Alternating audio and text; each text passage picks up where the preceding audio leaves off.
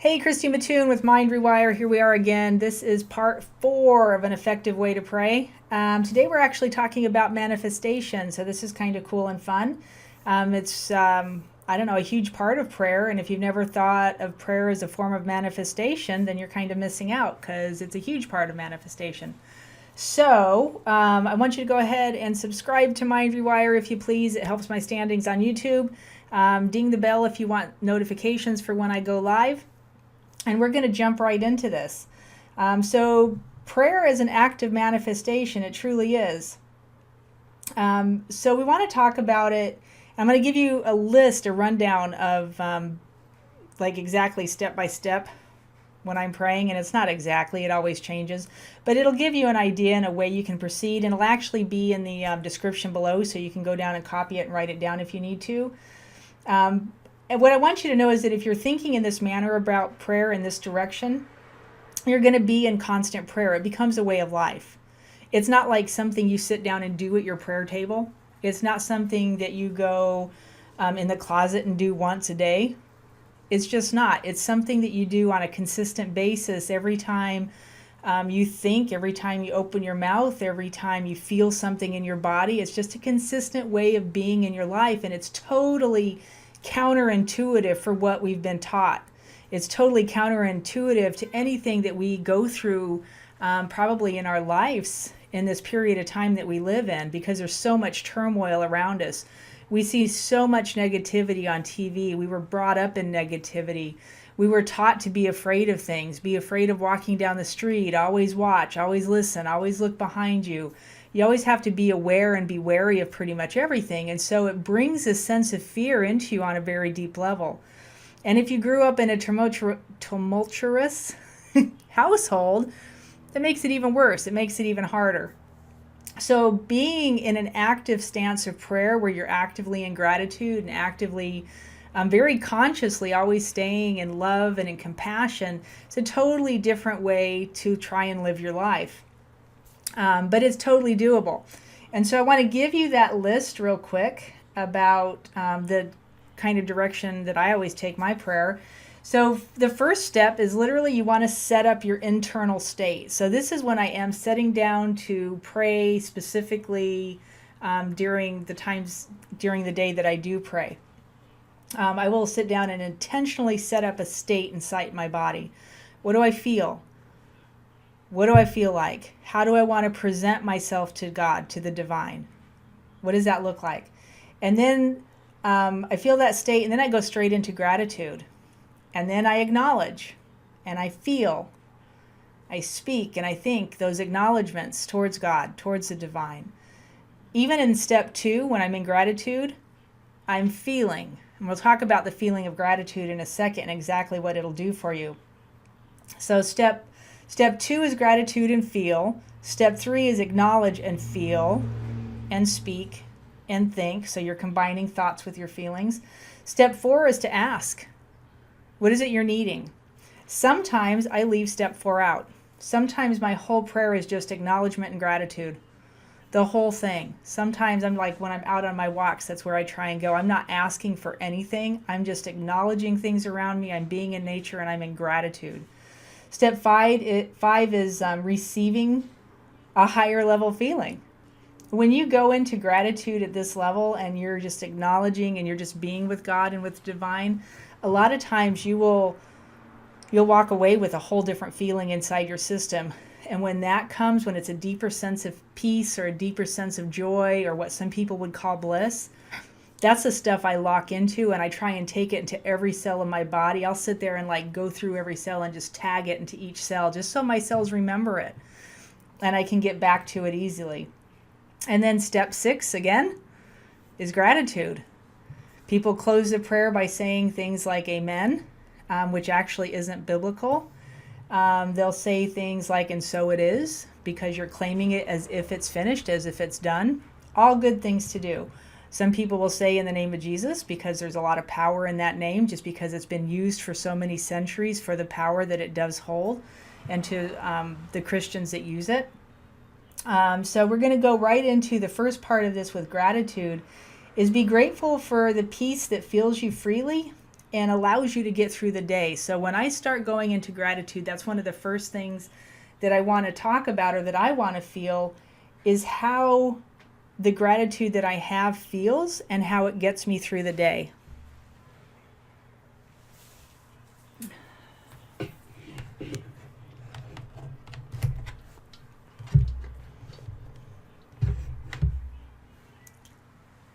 And I get super grateful for that.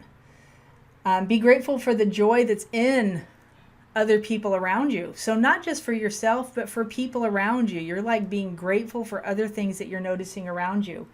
The joy that fills you by watching the activity of these other people. I find great joy, tremendous joy in watching that. Inside myself, I can't really find joy.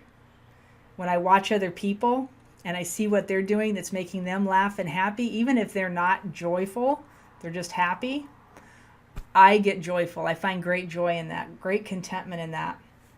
It actually will activate, by watching other people and by watching nature around you, will help you activate the joy that is innately inside you. Then be grateful for the beauty and the nature around you. There is so much power in nature. It's talked about all throughout sacred scripture. It's talked about all throughout, like, I don't even know, so many people talk about even like grounding yourself in nature. There's so much power there. Be grateful that your eyes simply are able to return to the grace and goodness of God. That's a simple act of gratitude. Just be grateful that you're standing there. Be grateful for the awareness of the plan that's been laid for you. Do you know what the plan is? And honestly, the plan can be 100-fold. Like at any given moment, there's so many different plans available for you. You just have to choose one and stand on it. And then get super grateful for whatever you've chosen and go after it. That's all it takes. Be grateful for the awareness that you're able to plan and do things inside of your life that benefit you and others and allow you and others to give and receive. That's kind of the bottom line to it all, is what are we giving and what are we receiving? And the reception part, people say, well, that's kind of selfish. No, it's not. It's part of it. You can't possibly give unless you receive. It's a two-way street. And you can think about it in tenses of like going over to a friend's house who's cooked a dinner. They've made you this beautiful dinner based on what they think you like or what they know you like. And you walk in the door and you see this beautiful dinner laid out before you and you're like, I can't take this from you. What would that do to that person's heart? You're going to crush them, right? Because they've spent all of this time preparing this beautiful meal and then you're saying no to it. You've basically totally denied them the act of giving by your lack of receiving. It takes both. You can't do one without the other in any incident or any instance. You have to have both. So receiving and giving are part of the same whole, and your ability to receive enables somebody else's ability to give and vice versa. Does that make sense? But again, the operative here is that feeling. You got to find the feeling underneath it to really get it going. Be grateful to stand in the presence of the divine. Be grateful to be able to utilize the power within you, because you do have power within you. It's not hard to see at this point. People all over the place are talking about it, activating it, and moving in their own power. Be grateful to stand in the presence, in the midst of every living creature and everything around you. When you can fall in love with that, your life will truly start to change, because you're not focusing on you. The feelings you have are internal, they're inside you, it's part of your makeup, but the focus is on the beauty and the glory of the stuff around you. The animals, the nature, the plants, the other divine beings. So your prayer becomes, I am grateful. It becomes, I am grateful. The energy that is in you, you just get grateful for feeling that. What happens when you're in gratitude is that you're acknowledging and remembering. Remember what we said before about acknowledging is accepting. And you're admitting the existence of something. So if I'm grateful for something, I'm admitting the existence of that thing, even if it's something I don't have yet. If I'm acknowledging it and I'm accepting it, I'm admitting the existence of it before it even shows up. When you're in gratitude, it's as if the energy of gratitude automatically pulls that thing towards you. Gratitude is the energy signal of completion. And so as if that thing's completed, you're just going to be so grateful for it. In the last video, I was talking a little bit about peace and joy, and mostly about the power within you. But you say, I'm grateful. What you need to say is, I'm grateful for something, and then name it. I'm grateful for, and then name it. What is it you're grateful for? So that energy signal of completion signals that it's done. And the more you keep going there, the more you keep going there, the more you keep going there, the more it keeps getting drawn to you.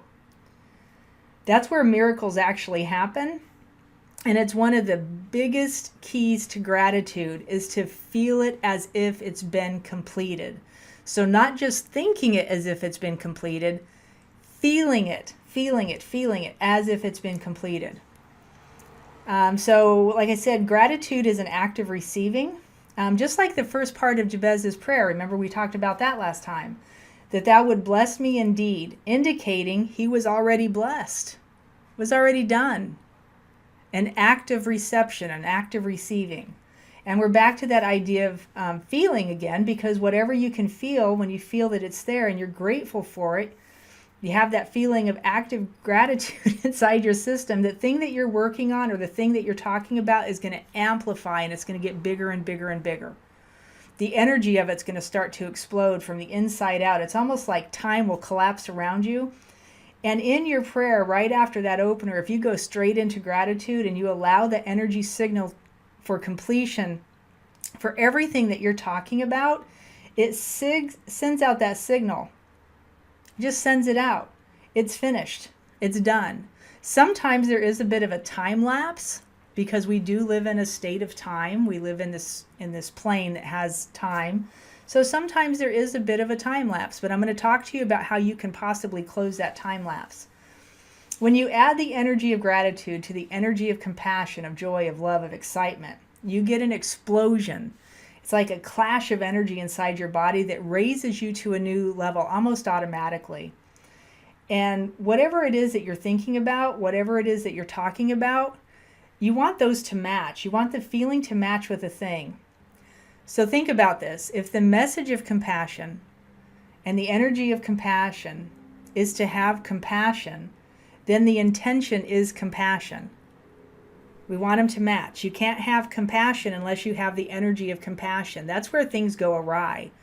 Is if we say we're in compassion, but we're feeling something down here and the level's not the same. They have to match. They have to be equal to each other. So if the message is love and the energy is love, then the intention is love, right? We hit the mark. If the intention, or if the message is love, but my energy is anywhere lower than that, it's not going to match up. It's not going to work out right. You've missed the mark, and the intention truly isn't there. When they match, they come together and they manifest things perfectly right in front of your eyes. It's almost as if that thing you were wanting or talking about or looking for is just created right before you. The intention, the level of energy, the thing that you're thinking of have to match. They have to come together. So when you're manifesting, that's really when you have to be aware, and you have to be awake, and you have to be ready, and you have to match energy with expectation and with intent and with whatever it is, the message of whatever it is you're talking or thinking about.